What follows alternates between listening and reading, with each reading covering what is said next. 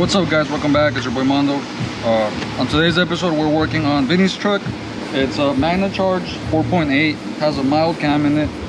I actually already flashed the base tune because the tune it came in with was giving me a lot of issues. It was giving him a lot of issues, so that's mainly why it's here. So we went ahead and installed some Texas Speed long tubes and high flow cats. And it has a 3-inch exhaust, dual in, dual out with a MagnaFlow on it. Well, so first problem of the day was I tried to flash my base tune and it just wouldn't start. It was running extremely rich, and we did notice over the past couple days the truck was driving progressively worse and worse while it was being worked on.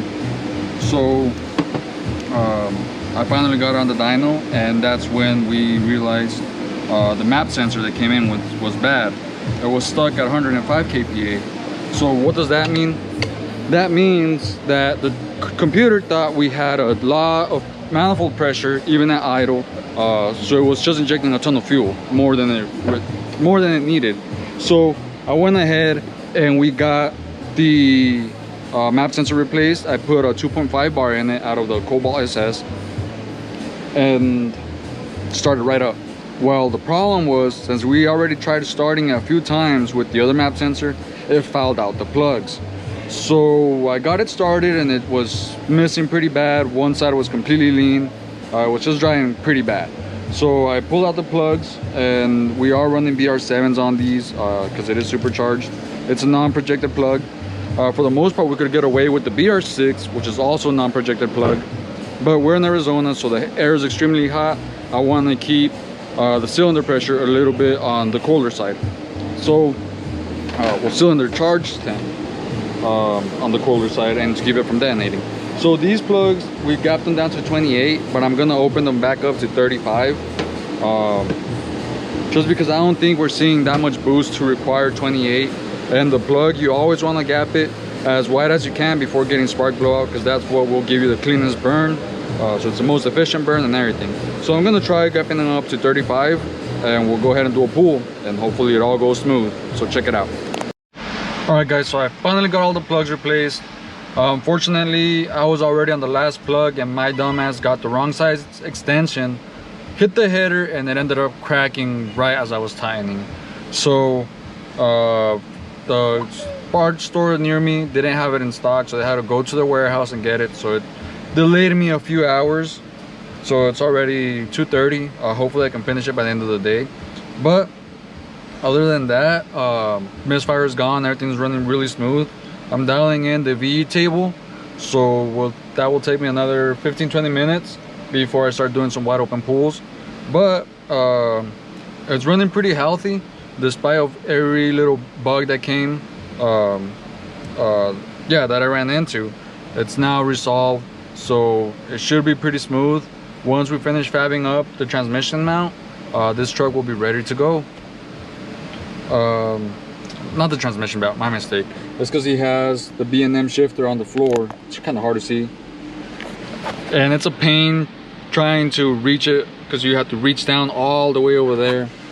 So it's kind of pretty hard when because he says he wants to race it a bit, so he has to ratchet it, but it's actually pretty damn hard when you have to reach this far down and you're trying to go straight at the same time. So we still need to bring that up, but once that's brought up, it should be pretty comfortable to race and everything, and it should be a pretty quick truck. It is a 4.8. It does have a magnet charger. I believe it's a stock pulley, so I think I'm gonna be seeing around 5 to 6 pounds. So let's see how much more I can get out of it before I start running into either low injectors or not enough fuel pump. But hopefully I don't run into any of those problems, because it does have 42-pound injectors. So overall it should run pretty smooth. So yeah, let's check out some wide open pulls.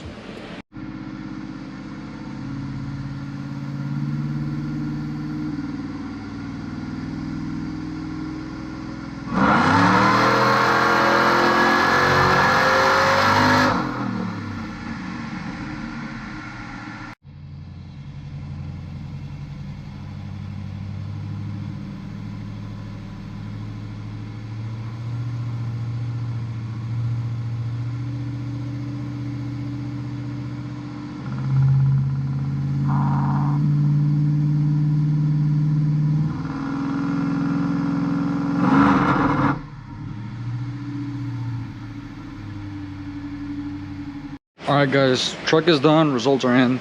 I left timing a little on the conservative side. I am running out of injector at 6400. It did want to keep going, but overall that's what we're seeing. Another thing is we are doing it in second gear, so obviously it's not 1-to-1, it's a 4L80.